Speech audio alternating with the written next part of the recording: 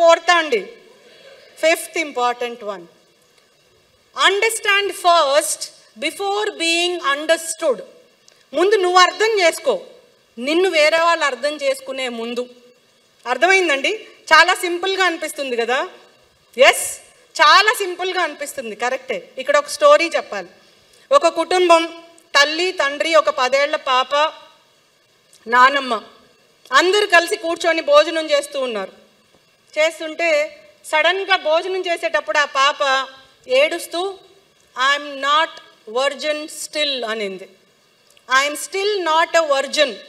అర్థమైంది కదా? తెలుగులో నేనేం ట్రాన్స్లేట్ చేయక్కర్లేదు కదా? Right. I'm still not a virgin అని ఆ 10 ఏళ్ల పాప ఏడుస్తూ డైనింగ్ టేబుల్ ముందు చెప్పింది. ఇమ్మీడియట్గా వాళ్ళ ఫాదర్కి అస్సలు he became totally అన్నాయిడ్, he lost his control. ఇమ్మీడియట్గా నీ వల్లే, ఇదే నీ పెంపకం, 10 ఏళ్ల కూతుర్ని నువ్వు పెంచలేకపోయావు, నీకు ఎంతసేపు టీవీలు, సీరియళ్ళు, బ్యూటీ పార్లర్లు, కిట్టి పార్టీలు, ఇంతే. ఇప్పుడు చూసావు కదా ఏం జరిగిందో, ఇంకేడు. దీనికి బాధ్యత నువ్వే. ఇది నువ్వు పాపని, నీ కూతుర్ని పెంచేటటువంటి పెంపకం. నీ తల్లి నిన్ను ఇట్లా పెంచింది, నువ్వు నీ కూతుర్ని ఈ విధంగా పెంచుతున్నావు అని ఆ పాప తండ్రి అన్నాడు. ఇమీడియట్గా తల్లి ఉదయం వెళ్ళిపోయి రాత్రి వచ్చి, ఇంటికి వచ్చిన తర్వాత కూడా పనికిమాలిన స్నేహితుల్ని ఇంటికి తీసుకొచ్చి, మీరు వచ్చేటప్పుడు తాగి ఊగుతూ వచ్చి, నువ్వు పిల్లలకి నేర్పించేటటువంటి లైఫ్ స్టైల్, అందుకే ఆ పాప అట్లా తయారైంది. నీ పెంపకం అట్లా ఉంది. నీకు భార్య అంటే లక్ష్యం లేదు, లెక్క లేదు, కూతురు అంటే లెక్క లేదు, తల్లి అంటే లెక్క లేదు. నీ వల్ల ఆ అమ్మాయి అట్లా తయారైంది, నీకెంతసేపు నన్ను అంటమే అని భార్య అనింది. ఈ రెండింటిని చూస్తూ ఉంది ఇంకొక పెద్ద ఆవిడ. ఎవరండి ఆమె? నానమ్మ. థ్యాంక్ యూ, మీరు ఎంత అలర్ట్గా ఉన్నారని అడుగుతున్నాం. నానమ్మ ఇమ్మీడియట్గా తను రెస్పాండ్ అయ్యి, ఇక్కడెక్కడో తేడాగా ఉంది అని చెప్పి ఆ పాప మీద చెయ్యేసి, అసలు ఏం జరిగిందమ్మా అని అడిగింది. అసలు ఏంటి, కారణం ఏంటి, ఏమైందని అడిగింది. 10 ఏళ్ల పాపనండి, పెద్ద ఉండి కాదు. ఆ పాప అనింది, the priest is the reason for not being virgin anymore. I'm not a virgin anymore because of the priest అనింది. ఇంకా మైండ్ ఇంకా బ్లాక్ అయిపోయింది.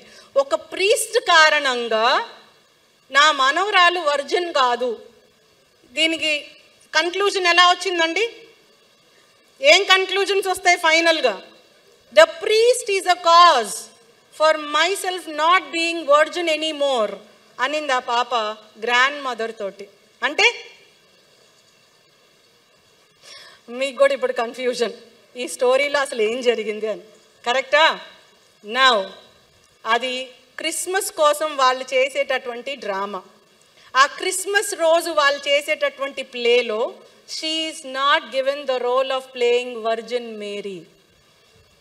సో వర్జిన్ మేరీకి నువ్వు కాదు, ఇంకో పాపని సెలెక్ట్ చేశాను, నువ్వు ఈ రోల్ చెయ్యి అని ఆ క్రిస్మస్ కోసం వేసేటటువంటి డ్రామా గురించి ట్రైనింగ్ ఇస్తున్నటువంటి, రిహర్సల్స్ చేయిస్తున్నటువంటి ప్రీస్ట్ పాపతో అన్నాడు. ఇప్పుడు స్టోరీ అర్థమైందండి?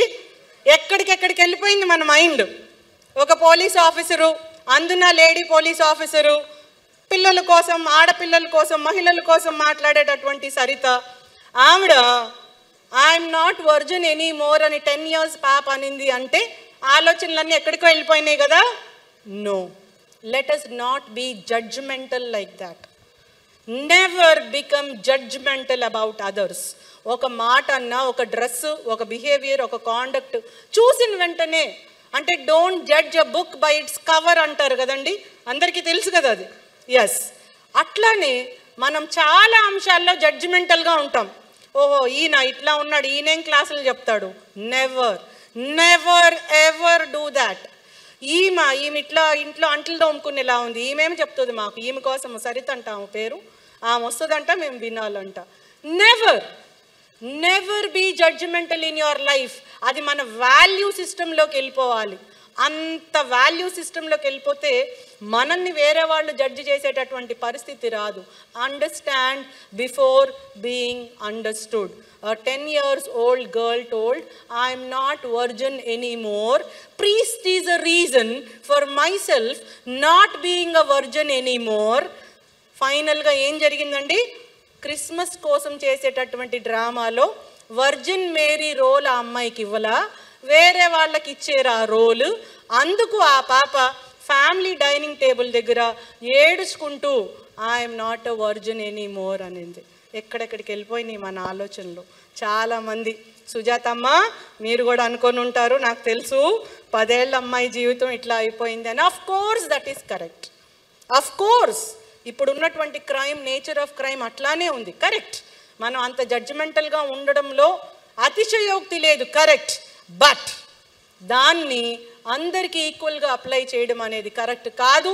ముఖ్యంగా మన పర్సనాలిటీ ఆ విధంగా జడ్జిమెంటల్గా ఉండడం అస్సలు కరెక్ట్ కాదు. 5th one, understand before being understood. ఇది చాలామంది పిల్లల్లో లోపము. మాట్లాడిన వెంటనే నీకేం తెలీదు, నువ్వు నోరు తెరిస్తే ఇదే మాట్లాడతావు. లేదా స్టూడెంట్స్ అక్కడి నుంచి వెళ్ళిపోతున్నారు, ఇంట్లో తల్లిదండ్రులు కానీ టీచర్లు కానీ, ఎందుకు వచ్చింది మళ్ళీ ఆర్గ్యుమెంట్ అని. అసలు ఆ పేషెన్సే లేదు, అండర్స్టాండ్ చేసుకునేటటువంటి ఆ తపన లేదు, ఆ పేషెన్స్ లేదు, ఓపిక లేదు, కోరిక లేదు.